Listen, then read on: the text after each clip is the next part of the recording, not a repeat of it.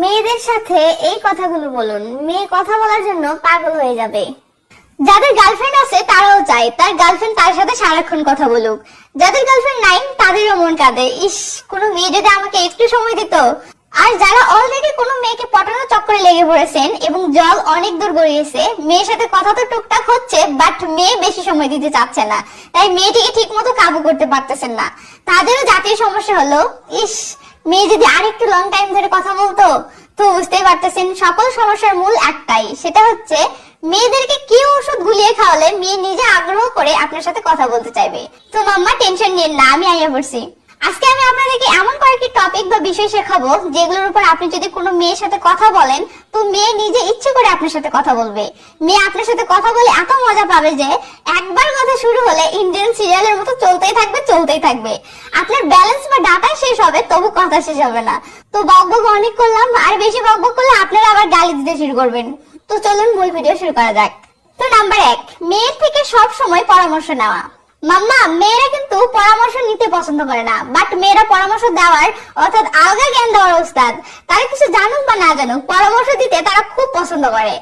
আপনি একটা মেয়ের সাথে এমনি কথা বললে হয়তো 2 মিনিটের বেশি কথা বলতে চাইবে না, বাট একবার কোনো বিষয়ে পরামর্শ চেয়ে বসুন, দেখবেন ঘন্টার পর ঘন্টা বকবক করেই যাচ্ছে। তাই আপনি যদি কোনো মেয়ের সাথে লং টাইম ধরে কথা বলতে চান তাহলে সেরা কৌশল হচ্ছে মেয়েদের থেকে সব সময় যে কোনো বিষয়ে পরামর্শ চান। কোনো কিছু খুঁজে না পেলে হুদাই যা মাথায় আসে সেটাই বলুন। যেমন ধরুন আপনি মেয়েকে বললেন যে আমার খুব শখ সরকারি একটা জব করা, বাট আজকাল চাকরি পাওয়া যে কঠিন হয়ে গেছে, ভাবতেছি পড়াশোনা বাদ দিয়ে কোনো বিজনেস করব। এটা করা কি ঠিক হবে? অথবা বলতে পারেন কালকে আমার এক বান্ধবীর জন্মদিন, কি গিফট দিলে ভালো হয়, একটা পরামর্শ দিন তো, এটা নিয়ে খুব টেনশনে আছি। তো এই দুটি ক্ষেত্রে দেখবেন মেয়ে আপনাকে সেই আগ্রহ সহকারে সাজেশন দেবে, আপনাকে বাচ্চা শিশুর মতো করে বোঝাবে, এমন একটা ভাব দেখাবে যেন সে স্কুলের ম্যাডাম আর আপনি তার ক্লাসের লাস্ট বেঞ্চের ছাত্র। তো মেয়ে যতই জ্ঞানী ভাব দেখাবে আপনি তত অবশিশুর ভাব ধরুন। তারপর আর কি, মেয়ে আপনাকে ঘন্টার পর ঘন্টা ফিডার খাওয়াতে থাকবে আর আপনি শিশুর মতো খেয়ে যাবেন। ব্যাস দেখবেন মেয়ে বকবক করতে করতে ঘন্টার পর ঘন্টা পার করে দিয়েছে। আর যতক্ষণ পর্যন্ত না আপনাকে বোঝাতে পেরেছে ততক্ষণ মেয়ে কথা শেষ করতে চাইবে না। আর এখানে আপনার 3টি লাভ হবে। 1, আপনি মেয়েটির সাথে ঘন্টার পর ঘন্টা বা লং টাইম কথা বলার মতো বিষয় পেয়ে গেছেন। 2, লম্বা টাইম ধরে কথা বলার কারণে আপনাদের মাঝে ভালো একটা সম্পর্ক গড়ে উঠবে। 3, আপনি যখন আপনার সব বিষয়ে তার থেকে পরামর্শ নেবেন তখন মেয়ে মনে করবে আপনি তাকে খুব পছন্দ করেন বা তাকে অন্য মেয়েদের থেকে স্পেশাল মনে করেন, তাই সকল বিষয়ে তার থেকে পরামর্শ নেন। তো বুঝতেই পারতেছেন শুধু ফায়দাই ফায়দা। তাহলে চলুন এবার পরের পয়েন্টে। নাম্বার 2, ফেভারিটস বা পছন্দ অপছন্দের লিস্ট। দেখুন প্রত্যেকটি মানুষেরই কিছু না কিছু ফেভারিট জিনিস থাকে, যে জিনিসগুলোকে সে খুব বেশি পছন্দ করে। সেটা হতে পারে ফেভারিট গান, ফেভারিট নায়ক, ফেভারিট ছবি, ফেভারিট খাবার ইত্যাদি ইত্যাদি। আসল মজা তো তখনই আসে যখন অন্য কেউ আমাদের পছন্দের জিনিসগুলোর ব্যাপারে খুব ভালো ভালো কথা বলে বা প্রশংসা করে। আর আপনি পুরো দুনিয়াতে একটা মানুষও খুঁজে পাবেন না যে তার ফেভারিট জিনিসগুলোর ব্যাপারে অন্যদের সাথে কথা বলতে আগ্রহ দেখায় না।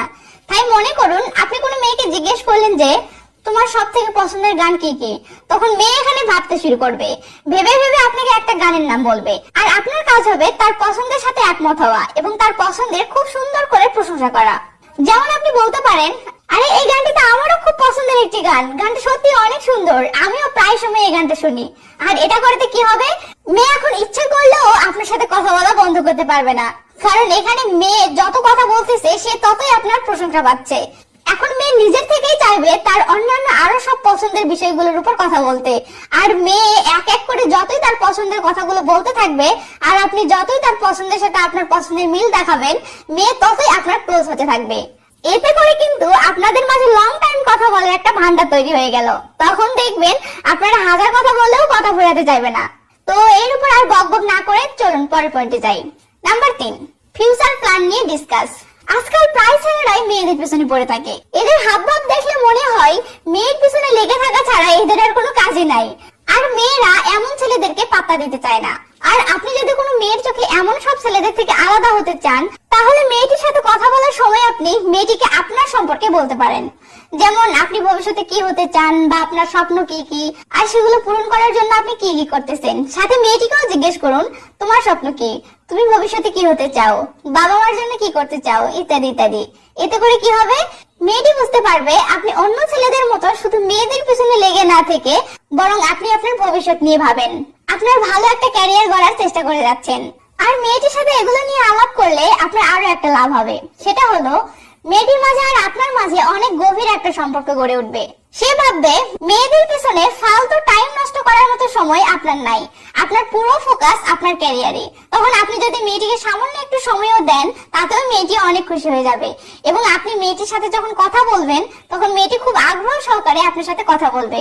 মেয়ে সব সময় অন্যদেরকে রেখে আপনাকেই সময় দেওয়ার চেষ্টা করবে। তো মশাই, এতে করে আপনার কি কি লাভ হবে সেটা কি সবসময় আমাকেই বলতে হবে? আপনি নিজেই ট্রাই করে দেখুন। আর বক বক করতে করতে এত বেশি বকে ফেলেছি যে কি বিষয় নিয়ে ভিডিও শুরু করেছিলাম সেটাই ভুলে গেছি। তাই ভিডিও এখানে শেষ করতে হচ্ছে। ভালো থাকবেন সবাই, বাই বাই।